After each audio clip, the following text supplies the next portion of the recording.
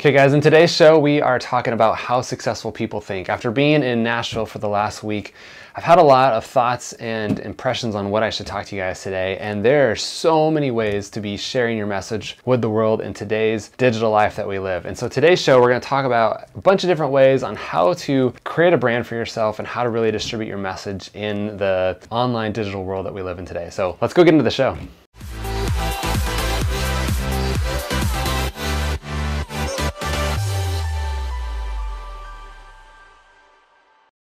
Hey guys, and welcome to Facebook Friday. Erik here, the Orange Stack. Thanks for joining us every week as we go live on Facebook and show you guys how to build your business, how to build your brand, and really just tell your story in real estate. So thanks for being here. We appreciate it. What a fun week we've had. I've spoken a bunch this week, had a bunch of opportunities to present different material. We've partnered with a couple brokerages where we help really teach them and their agents how to do more with the online strategies, different apps, different tools, different things available to you today. So it's been a fun week. I think this is like the 6th time that I've spoken this week, so a lot of fun, a lot of different things. So hopefully I can keep my message focused on what we're talking about today. But as the title goes, today we're talking about how successful people think. And I know that there's a lot of different ways to think about this subject, and I know that there's a ton of different people who present on this subject, like Gary Vee and Grant Cardone. Even Tom Ferry talks about how to be successful as a real estate agent. So I want to give you a couple thoughts in today's show about how to be mentally clear about how you think about your business and some of the things that you might be struggling with. So last week I had the opportunity well, I just got back about a week ago, but to be in Nashville for about 4 or 5 days with Funnel Hacking Live. And if you saw last week's Facebook Friday, I was there presenting actually from the show and talked about some of the things that I learned. So maybe we'll cue that up here in one of the corners about how you can go back and watch that show, last week's episode. But it was interesting because we heard from about 25 to 30 different speakers about how they built their brand, how they got into the business. And remember that this isn't just a real estate seminar. This is like everything marketing. It's how to get your message out there. It's how to sell products online. It's how to start distributing things, how to build a funnel so that you can attract a cold audience and really sell the product that you're offering. Some of these people sell like physical products, things that you buy from China and resell. Some of them are going to be actually coaching courses, a whole bunch of different things. And what the bottom line message is that there's a million different ways to get your message out in front of an audience. So the Clickfunnels program, which is what we use in our business, it was the one that hosted this event. They put it on every year. It's an incredible software for building landing pages, squeeze pages, and really just, structuring that online system of holding this content. And again, what the bottom line message is that there's probably dozens, if not hundreds of ways to promote your business and who you are online today. So we're going to speak to the real estate agent, of course, because that's our audience, and helping them understand how to get your message across in today's busy world, right? So obviously you've got Facebook Live like we're doing today, and that's a great program. It's nice because Facebook spends the effort to get your message in front of new people. It's one of the only ways on Facebook organically to reach new audiences without paying Facebook actual money to communicate with an audience that you may not already know. Meaning that if I just post a video or a post to my page, I'm only going to show my content to about 3% of the people that follow me organically. If I want to reach a new message, I've got to pay Facebook dollars to get that video or that content out to a new world. So that's how you get new followers, and that's how you get new people into your realm. A lot of people, when they first start out, they've got 5 or 10 followers on their page, and they struggle to get that message out there without having to pay any money. And so they've got to pull out their credit card, swipe it, and give it to Facebook and say, hey, go present my message to new people that are interested in talking to me or hearing my message and what I have to say. So there's that. There's podcasts, right? There's blogs, there's videos, there's Instagram, there's YouTube, there's even Snapchat still, and LinkedIn and everything else.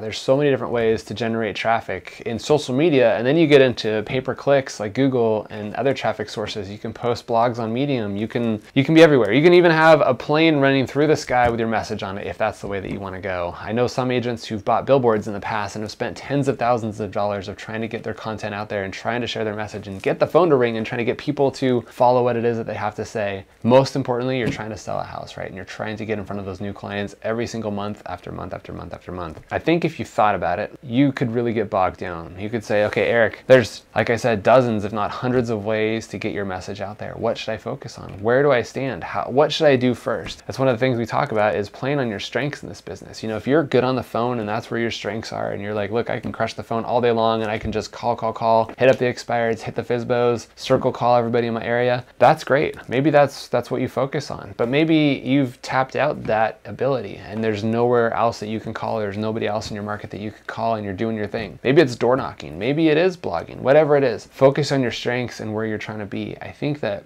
a lot of people get overwhelmed with how many different ways there are to communicate with the world. Again, I taught a class yesterday, and afterwards one of the guys from the class came over to me and was like, look, I've never spent any money on Facebook.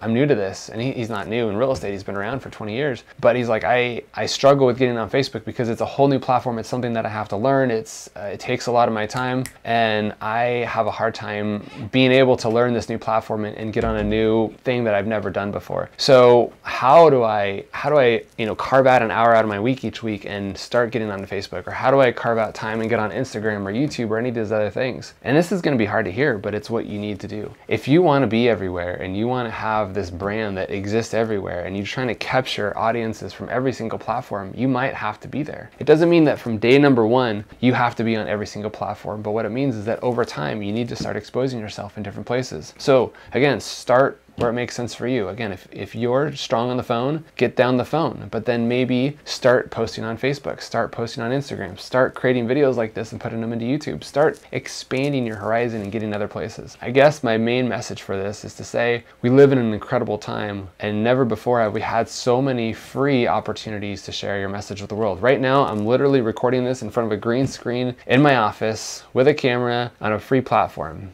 I've never in my life imagined that there'd be an opportunity to stream content like this in front of thousands of people every single week without having to pay any money. Before, for this to happen, you'd have to go find a way to get onto a cable show or on a local channel or buy a spot on radio, right, to communicate with these kind of audiences. So never before has there ever been a better time to relay your message for free without spending any money virtually. I mean, you have to buy a camera and maybe a computer to stream things, but you probably already have something like this. So I think that a lot of agents out there are going to get stubborn, and they're going to say, look, I don't want to do this. I don't want to have to figure out a new platform. I don't want to have to blog. I don't want to have to create videos. I don't want to have to do these new things that are maybe hard for me. If you're trying to be in a content-driven world like we are right now, you've got to stand out. You've got to make your message. I'm probably one of the biggest introverts. Maybe there's a couple others that I know who are a little bit more than me, but I'm a big introvert. I have a hard time going out of my comfort zone. I have a hard time walking up to people in a crowd and saying, hey, this is who I am and this is what I do. I have a hard time getting in front of that camera.